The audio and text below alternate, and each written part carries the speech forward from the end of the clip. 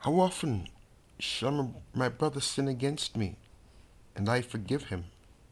Until 7 times?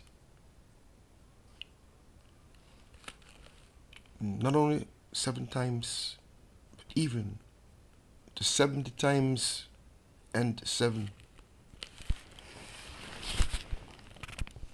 Therefore, may the kingdom of heaven be likened to a certain king who ordered a financial reckoning of accounts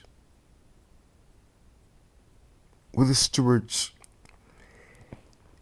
And when they had begun to conduct this examination of accounts, one of his chief retainers was brought before him confessing he owed his king 10,000 talents.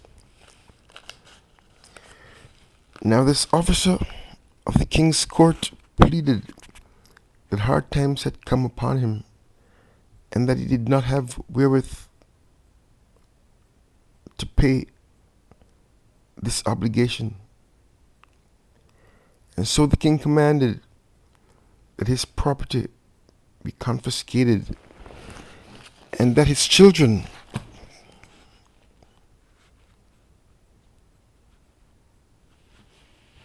be sold to pay his debt. When this chief steward heard this stern decree, he fell down on his face before the king and implored him to have mercy and grant him more time, saying, Lord, have a little more patience with me, and I will pay you all.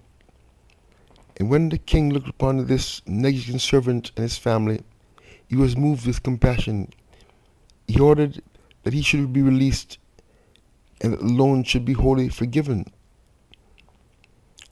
And this chief steward, having thus received mercy and forgiveness at the hands of the king, went about his business. And finding one of his subordinate stewards who owed him a mere 100 denarii, he laid hold upon him, and taking him by the throat, said, Pay me all you owe me. And then did his fellow steward fall down upon the chief steward, and beseeching him, and said, Only have patience with me, and I will presently be able to pay you. But the chief steward would not show mercy to his fellow steward, but rather had him cast in prison until he should pay his debts. When his fellow servants saw what had happened, they were so distressed, they went and told their lord and master, the king. When the king heard of the doings of his chief steward, he called the ungrateful and unforgiving man before him and said, You are wicked and unworthy steward. When you sought for compassion, I freely forgave you your entire debt. Why did you not also show mercy to your fellow steward, even as I showed mercy to you? And the king was so very angry that he delivered his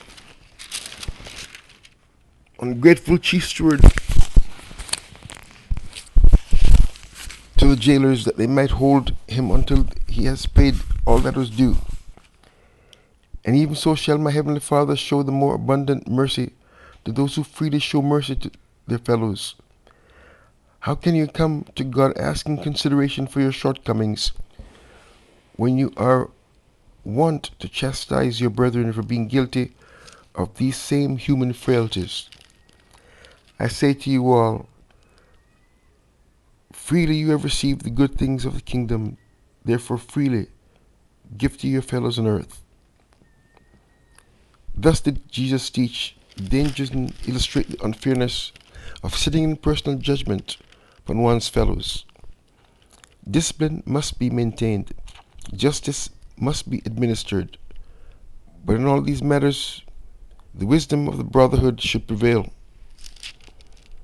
Jesus invested legislative and judicial authority in the group, not in the individual. Even this investment of authority in the group must not be exercised as personal authority. There is always danger the verdict of an individual may be warped by prejudice or distorted by passion. Group judgment is more likely to remove the dangers and eliminate the unfairness of personal bias. Jesus sought always to minimize the elements of unfairness retaliation, and vengeance.